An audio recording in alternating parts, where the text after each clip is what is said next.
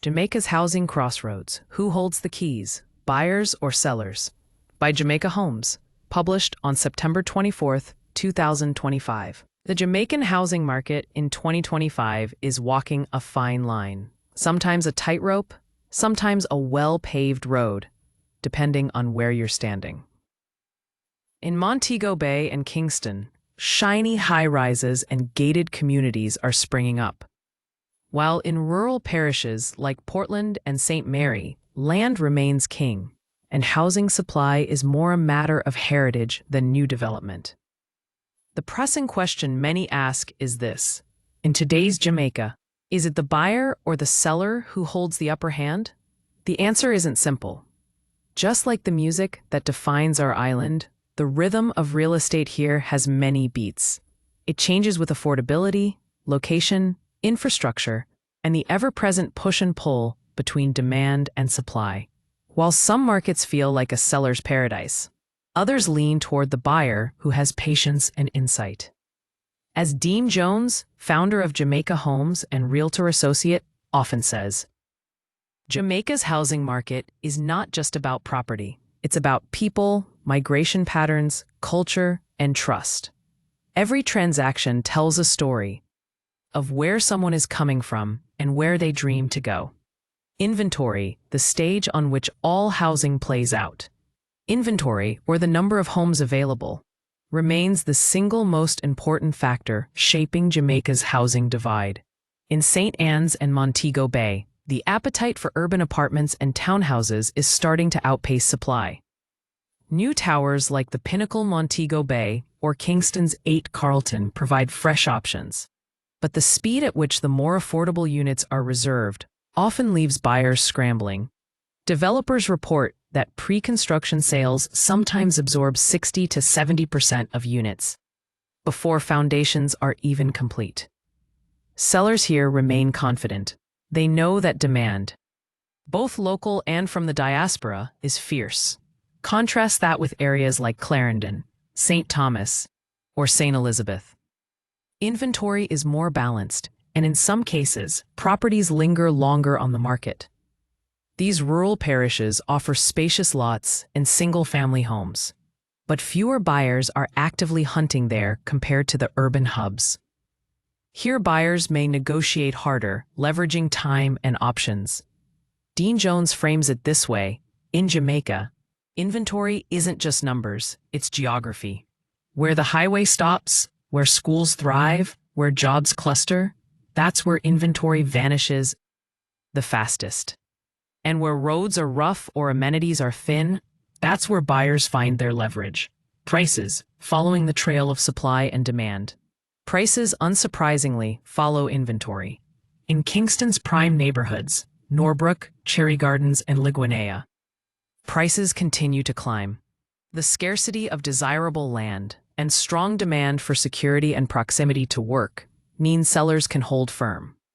In Montego Bay, particularly near the North Coast Highway and Rose Hall, Ocean View apartments can easily command premium US dollar prices, often beyond the reach of average Jamaican families.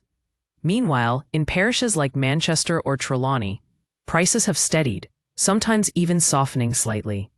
The influx of diaspora buyers, retirees, and returning residents keeps some buoyancy in these markets, but the urgency is lower than in Kingston or Montego Bay. An observation often heard in real estate circles is this: in Jamaica, land never runs out until you try to buy some near halfway tree. Prices remind us that location remains the one thing you cannot manufacture. Time on market, the hidden signal. One of the most telling metrics in Jamaica today is how long a property lingers on the market. In competitive zones like Kingston's Barbican or New Kingston, listings may disappear within weeks, especially if they're priced right. Sellers there can expect multiple offers, sometimes even cash buyers from overseas ready to close quickly. In rural parishes, however, homes can remain on the market for months, even years. The reasons are varied. Outdated property titles, lack of road access, limited nearby schools, or pricing that doesn't match local income levels. For buyers, this can create opportunities, patience often translates into discounts. For sellers, it signals the need to reset expectations.